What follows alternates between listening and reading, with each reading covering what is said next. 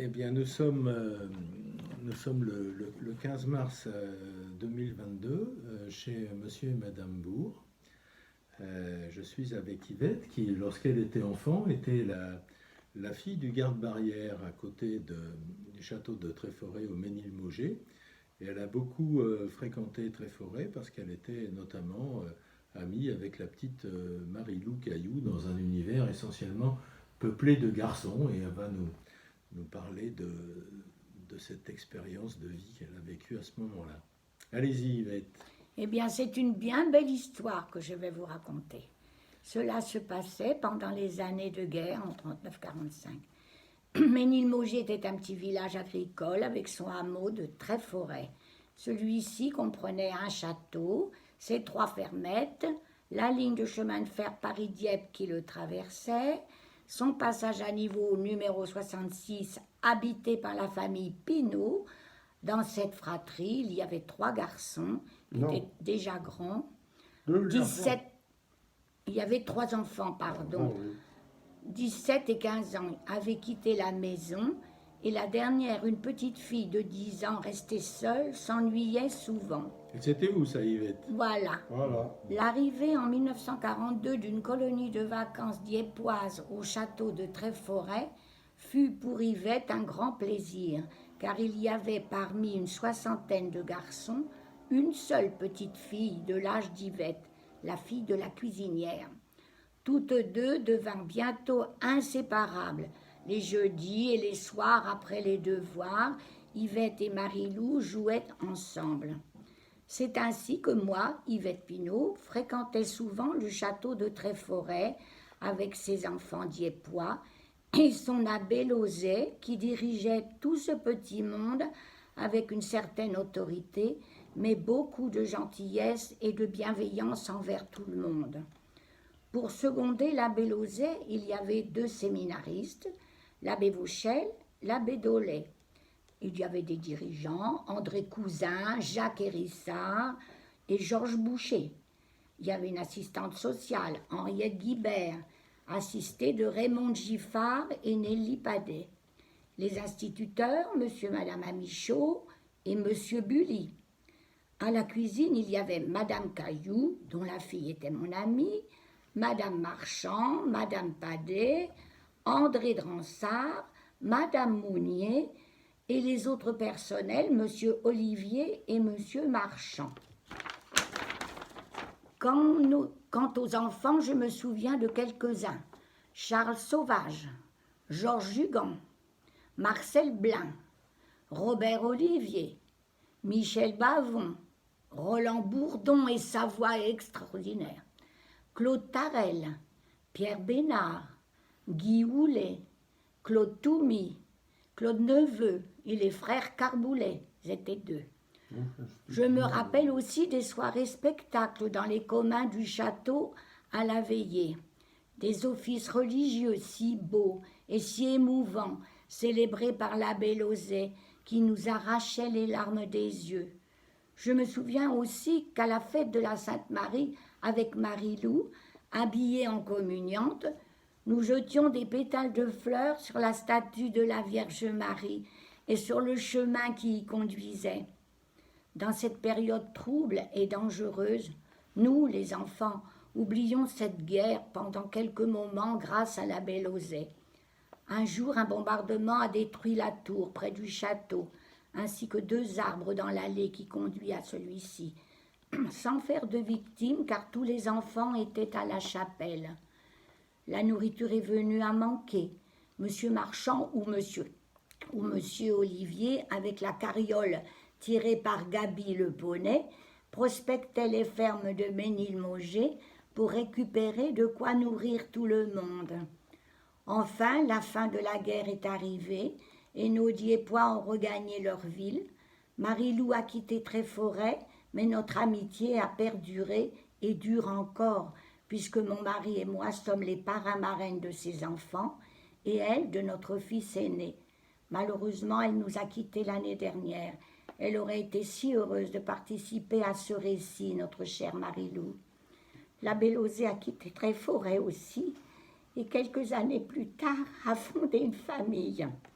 Je remercie M. Dominique Lauzet de m'avoir contacté pour glaner ces quelques souvenirs de mon enfance. Souvenirs bien simples, mais sincères d'une petite fille de l'époque qui aujourd'hui a 90 ans. Merci encore, M. Lauzet, de votre gentillesse qui me touche et me rappelle de bons souvenirs malgré la guerre. Voilà ce que je fais. Vous êtes aussi ému que moi. Merci.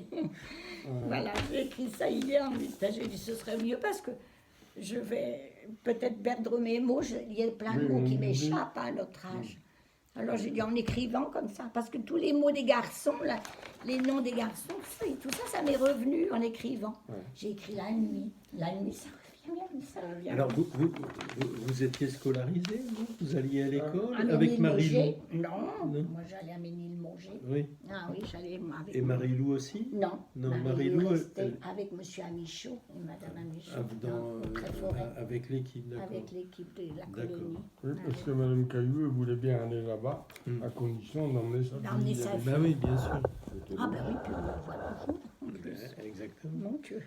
Et alors, le souvenir que vous avez, c'est intéressant dans ce que vous dites, parce que c'est la guerre, et en même temps, on n'a pas une impression de tristesse. Oui, grâce à M.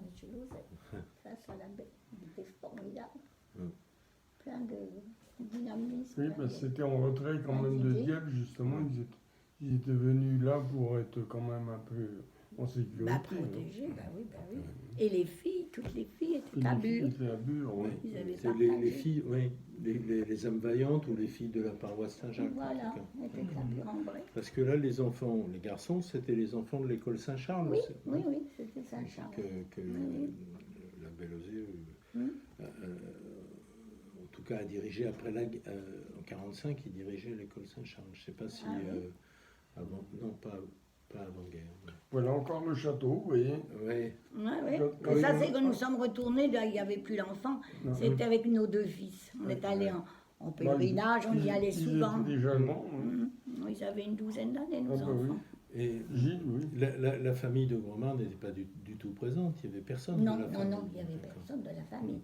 Moi, j'ai connu avant les de Gromard, mais Monsieur de Gromard m'a dit que c'était des locataires de leur château. Je ne sais pas pour quelle raison ils avaient mis des locataires. Ils s'appelaient Monsieur et Madame de Bretizel. Mais à l'époque où mes parents étaient garde-barrière, il y avait Monsieur et Madame de Bretizel au château. Et après, ils sont partis, après la guerre. Non, les deux Bretizel sont partis avant la guerre, puisque les soldats sont venus occuper le château, tout ça. Et il y a eu les deux Gromard qui sont venus après. Toute la famille de Gromard, ils sont venus après la guerre. Ils sont venus après la guerre, les deux Gromard. Alors, qu'est-ce que vous faisiez avec Marie-Lou dans vos instants? Vous ne mélangez pas trop avec les garçons, j'imagine. Vous n'aviez pas le droit. Alors, comment vous faisiez? Vous voyez, on jouait beaucoup à la dinette. Comme c'était pas très loin. Oui. C'est elle qui venait beaucoup à la maison, passage à niveau. Et nous jouions à la dinette, nous jouions avec nos poupées, nos baigneurs. Nous jouions. Mon père avait installé une balançoire et un trapèze. Nous jouions beaucoup à ça, toutes les deux. Oui. Nous jouions comme ça. Et vous participiez aux offices Eh bien, pas toujours, parce que j'étais obligée, moi, d'aller à Ménilmonget. Nous avions une carte, il fallait présenter notre carte qui était signée par le prêtre. Là-bas. Mais dès qu'il y avait quelque chose, des vêpres qui n'existait pas à Ménilmonget, on venait me chercher pour aller à Tréforêt avec les garçons et Marie-Lou. D'accord. Alors, vous étiez en retrait dans la petite chapelle? Oui, je ne me rappelle plus trop bien comment on était dans la chapelle. Mais enfin, on était en communion, on y a été plusieurs fois. Je me rappelle, vous n'avez pas fait votre communion? Non, j'ai fait à Ménilmonget, moi. Oui. Et Marie-Lou aussi, du coup? Non, Marie-Lou, je ne sais pas où elle l'a fait, je ne me rappelle pas. D'accord, parce que quand on vous voit en photo en communion, en fait, ce n'est pas votre communion, c'était pour pour lancer des pétales de fleurs. La fête Dieu, pour la fête Marie, ou l'Ascension peut-être. Oui, l'Ascension, oui, l'Ascension. Oui, ça devait être ça, j'étais venue plusieurs fois. Raymond Giffard venait me chercher. Alors Raymond Giffard, elle était plus C'était grande. une grande, c'était Ouais. une dirigeante, elle Ouais. faisait partie des dirigeantes. D'accord. Nelly Padé aussi, tout ça c'était des dirigeantes. Aidé, la Bélosé. Et Claude Boucher m'a dit qu'il y avait une jeune femme, une plus grande en tout cas, qui faisait du dessin. Ça vous dit quelque Ah chose? non, je ne m'en rappelle pas. Non. Non, je m'en rappelle Il ne pas. se souvenait plus de C'était de une de son ces nom. dames-là, certainement. C'était une de ou Nelly Padé ou Raymond. C'était pas Henriette. Henriette, c'était vraiment. Elle était très. Elle faisait les piqûres, elle faisait les pansements. Elle était l'assistante sociale, elle, Henriette Guibert. Nous l'avons vue même longtemps après à Oui, Dieppe. on la connaissait bien. Oui, Henriette. oui, Mm. Elle est décédée Bon, aussi. on allait souvent à Dieppe. Hein. Oui, oui, oui. Surtout après que Marie-Lou elle avait perdu son mari. Bah oui, on l'a beaucoup aidée. Son mari est décédé en 50. En 60. En 60. En février 60. Ah oui. Et Jacou est né Un au mois mois de après. mars, en 60. Et vous, votre père avait été combattant, vous, pendant la guerre? Non, en il a 39-40, ou Il a été, comment dit-on, Il était un peu plus obligé de rester sur Ah, les pour- voies. Oui, pour les chemins de fer. Voilà, voilà. Ouais, ouais. Il était réquisitionné. Réquisitionné, je pour cherchais le pour mot, les chemins de voyez. fer. Ouais, ouais. Oui, réquisitionné. Et la femme, ma maman, avec ses 3 enfants, a été obligée, à l'exode De 1940, de partir d'autorité. Un train s'est arrêté devant chez nous, devant tous les passages à niveau, a récupéré la femme et les enfants, et nous ont emmenés Dans des wagons dans à des bestiaux. wagons à bestiaux. On a fait l'exode. Et vous êtes Et- allé jusqu'où, du coup? Alors, ma mère, qui avait de la connaissance dans l'Orne, est descendue à Rennes. Le train s'est arrêté à Rennes. Elle a attrapé ses 3 gamins. Elle est descendue et elle est allée. Nous sommes allés de Rennes à Condé-sur-Huisne à pied. Je ne sais pas combien ça faisait de kilomètres, je ne sais pas. Mais enfin, nous avons marché sur les routes comme ça, couché dans le fossé en 40, Ouais, 1940. bien sûr. Ouais. L'exode. Et vous, Monsieur Bourg, vous étiez à Dieppe? Ah, Ah ben, non, non, moi non, je c'est suis pas du tout. originaire à côté d'Illier, du village de l'Eure-et-Loir. Marcel Proust. Ah, La d'accord. Beauce, oui. La la Beauce. Beauce. Je suis à On la s'est limite connus de la après. Beauce et du Perche. D'accord. Et vous êtes arrivé en région diepoise Nous sommes Bah, quand on connus. s'est marié, oui. On s'est mariés Après en le service 1957. militaire, je suis venu travailler à Paris. Et puis j'avais des copains qui étaient des cousins d'Yvette. D'accord. Et c'est comme ça qu'on s'est C'est pas connus. mon cousin. D'accord. On s'est Parce que connus. vous, donc 31, donc en 45, vous avez 14 ans. En Oui, 44, oui. oui, c'est ça. Qu'est-ce que vous faites juste après la guerre, du coup? Je vais travailler Oui. dans une droguerie à Florin. Tout d'abord, chez mes instituteurs de Ménilmonget, Ouais. une année, pour soi-disant apprendre à tenir une maison, ce qu'on faisait autrefois. Ouais. Ensuite, à Forges-les-Eaux, dans une droguerie, à Forges-les-Eaux. Et puis ensuite, après, j'ai appris la coiffure. Quand j'ai connu mon mari, j'ai travaillé avec lui. Vous aviez un salon à Dieppe? Non, ici. Ici, à à Paris, Boulogne. ouais. À À Boulogne. Boulogne, oui, oui. À 50. Ah ben oui, parce Sans qu'au les- début, je cherchais, c'est Michel Villy qui Michel. m'avait dit, ils sont coiffeurs à Boulogne. Alors moi, je cherchais coiffeur à Boulogne. Bah On n'a oui, plus trouvé. il y a 24 ans, Oui. Il y est encore, il a pas. Ah oui, son nom existe encore. aussi. Oui, oui, c'est notre employé qui l'a pris. super. Avenue Édouard Vaillant. Super. Oui, oui. Mais on est Mais- toujours enregistré. Oui, Ce que je dis, on... oui. Mon Dieu. Mais c'est bien, c'est formidable. Ah bon? Oui. Et alors, vous pensez que ces pauvres enfants là, qui étaient séparés de leurs parents, moi j'ai été surpris par André Cousin et Claude Boucher, avec qui j'ai eu le bonheur de pouvoir parler, alors que ils étaient quand même séparés de leur famille, etc. Ils gardent des souvenirs plutôt joyeux N'est-ce de pas? cette période-là. Et Claude Boucher parle de Tréforêt et de la Bélosée et de ses copains avec une émotion positive. C'est ce que J'ai j'ai pas du tout le sentiment, moi, de dire c'était horrible, j'étais abandonné de ma famille, enfin, pas par ma famille, mais séparé de ma famille, c'était une période très difficile. Et ni André Cousin, ni Claude Boucher n'ont eu ces mots. Au contraire, ils décrivent ça comme une période assez joyeuse. Grâce à la Bélosée. Je répète. Ouais. Parce qu'il animait tout le temps. Formidable. Ah oui, c'est vrai. Moi non plus, j'ai jamais eu l'impression que ces enfants-là étaient tristes, pleuraient. Je voyais ce que je voyais de mon passage à niveau, puisque moi j'étais là, j'ouvrais même les barrières, je refermais les barrières. Eh bien, je voyais souvent de la famille qui venait voir les enfants, qui est plus ou moins avec difficulté, parce que les trains ne marchaient pas bien, etc. Mais ils venaient voir leurs enfants à la colo. Mais les enfants ne paraissaient pas tristes. Hein. Non. Mais tu vois, entre Rennes et... Vous avez dû faire 220 km. Oui, je savais que c'était dans les 200. Mais À pied? À pied. Pendant l'Exode, oui. En 40, oui. Okay. Je me souviens qu'un agriculteur nous avait monté dans sa carriole. Je me souviens, je me vois encore assise derrière. Hey.